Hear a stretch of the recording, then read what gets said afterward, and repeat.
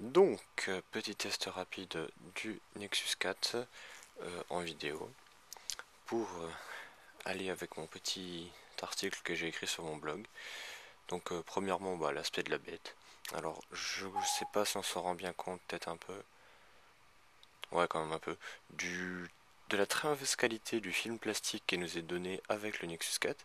Ce qui est dommage, étant donné que vu que le téléphone est intégralement en verre, il est quand même recommandé, je pense, d'avoir un écran protecteur, au moins sur l'arrière, vu que c'est la partie qui est en général posée sur les tables, choses comme ça.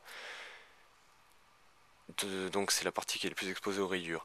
Ensuite, bon, l'écran que l'on retrouve devant, tiens, on voit peut-être mon visage dans le reflet, avec les quelques signes, ouais, qu'on voit quasiment pas, qui sont tout de même gênants. Bon, l'écran de devant est pas trop mauvais en niveau qualité, on va dire l'écran protecteur. L'écran arrière, par contre, lui est totalement merdique. Vous le mettez 4 fois dans votre poche, il part.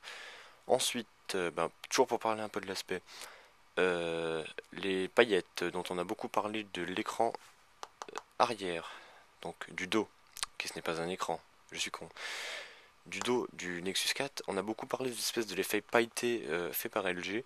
Je dois quand même dire qu'il est extrêmement discret, franchement il faut vraiment y aller pour le voir. En plus c'est généralement recouvert par les traces de doigts. Il faut quand même pas rigoler, ça va, ça fait pas trop girly, c'est plutôt cool. Ensuite, première chose quand on allume le téléphone, on se rend compte du lock screen qui est mis par Google. Bon, on le voit à peu près bien, mais sauf que l'éclairage est peut-être un peu fort, mais heureusement je ne peux pas grand chose. Ce lock screen est customisable, c'est-à-dire que par exemple, si je déverrouille mon téléphone, si je vais à droite, j'aurai mes SMS, encore à droite, j'aurai directement, voilà, j'ai directement mon agenda avec tout ce que j'ai à faire, des choses comme ça. Les notifications en haut, bon, ça encore, je m'en fiche encore. Le home screen. Après, la fluidité du téléphone, je peux vous montrer. Là, j'ai le doigt sec. Je peux vous montrer à quel point il est juste incroyablement fluide. Je trouve pas les mots, je sais pas.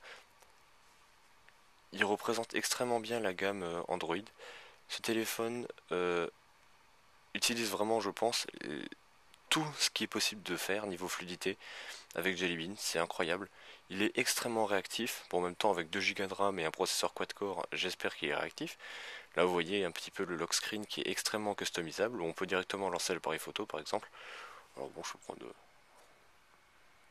ouais, ou à peu près la chose. Alors il y a aussi le mode sphère, bon, je m'en suis pas vraiment encore servi, qui permet de prendre des photos en sphère, comme ça. Bon, c'est pour faire des photos panorama. Personnellement, je ne pense pas en avoir l'utilité. Ouais, bon, dégage.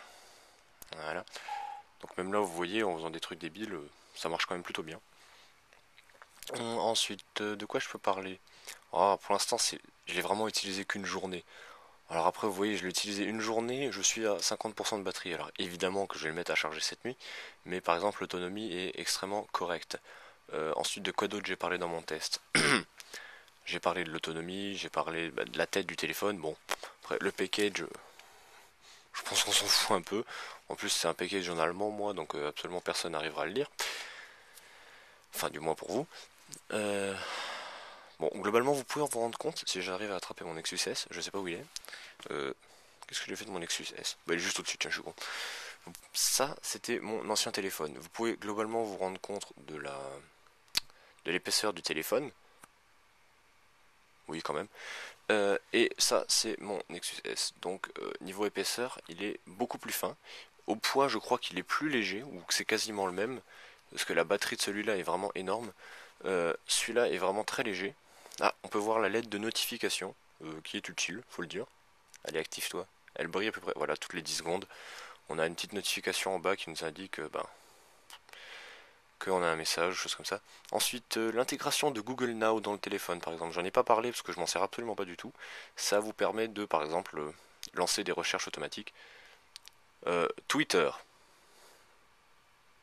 Un tweeté. Ouais, bon, ça a presque marché. Je peux pas trop gueuler.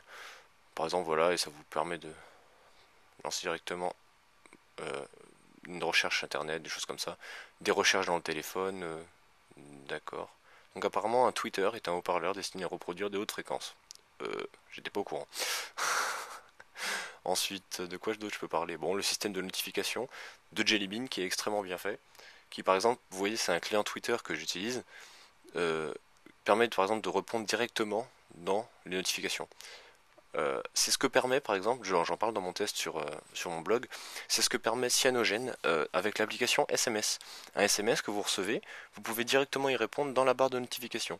Et bien sur Android normal, du moins celui-là, ce n'est pas possible. Ce que je trouve très dommage, c'est que Android ne s'inspire pas assez des ROM custom que les gens font. J'en ai également parlé sur mon test. Ensuite, dernier point de mon test que je vais rapidement résumer en vidéo, la mémoire du téléphone. On est d'accord sur ce package, même si vous n'arrivez pas à lire si c'est en allemand. Oui, on arrive quand même à lire ça à peu près. Il y a écrit Nexus 4 16 Gigabits. Or, ce téléphone n'a que 12 Gigabits de mémoire interne. Je peux même vous le montrer dans les paramètres, même si je sais qu'on verra absolument que dalle. Non, ça c'est la batterie.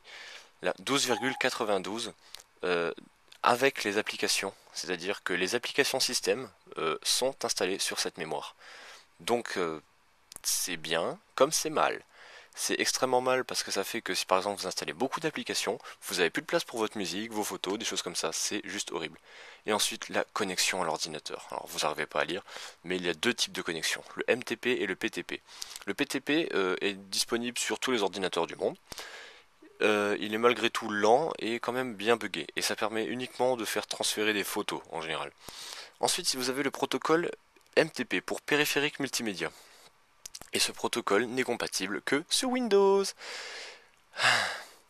Et il faut utiliser sur Mac l'application Android File Transfer. Par contre, par exemple, comme moi, si vous utilisez des systèmes Unix, que vous voyez peut-être, enfin Linux par exemple, j'utilise Ubuntu. Voilà, un magnifique Ubuntu qu'on voit pas du tout, qui va fonctionner, voilà. Et bien par exemple, si vous êtes à ma place, vous pouvez aller simplement vous faire foutre. C'est simple. Pour brancher mon téléphone, j'ai pris à peu près 1 heure pour le mettre sur l'ordinateur. C'était juste horrible, c'était un calvaire. Je comprends pas. Si vous allez sur le site d'Android, vous vous rendez compte qu'il vous faut un ordinateur sous Linux, ou du moins sous, par exemple, Ubuntu, pour faire du développement Android. Tout simplement parce que tous les outils de ROM ou des choses comme ça ne sont pas disponibles sur Windows. Donc vous êtes obligé d'avoir un Ubuntu à proximité. Sauf que, évidemment, votre téléphone n'est pas compatible sous Ubuntu nativement. C'est ridicule, je comprends pas. Je comprends pas la logique de Google sur ce point-là. Bon après, j'ai pas grand chose d'autre à dire pour l'instant sur le téléphone, à part j'en suis globalement content. Une fois le problème du MTP réglé sur mon ordinateur, ça reste quelque chose de très, très agréable à utiliser. Petite comparaison avec le Nexus S. Là vous vous rendez compte que le Nexus S est quand même un beau monolithe par rapport au Nexus 4. Là on se rend un peu mieux compte. C'est quand même 8 minutes que je parle, donc je pense que pour un premier test vidéo, ça sera suffisant. Peut-être d'autres tests à prévoir, je ne sais pas. Voilà. Voilà, vous voyez un petit peu les lock screens des deux, c'est à peu près la même chose. Ouais, non, je veux dire, les home screens sont exactement les mêmes en fait, c'est du copier-coller. J'ai vraiment pas voulu perdre ce que j'avais sur là. Donc voilà, voilà. Pour une première vidéo sur le Nexus S. J'en dirai plus certainement quand je serai sur Cyanogen, car pour l'instant j'utilise encore la ROM de Google, c'est-à-dire que je ne l'ai pas modifié, je n'ai pas installé de ROM alternative, donc de système Android alternatif, même si ça me démange. À une prochaine fois.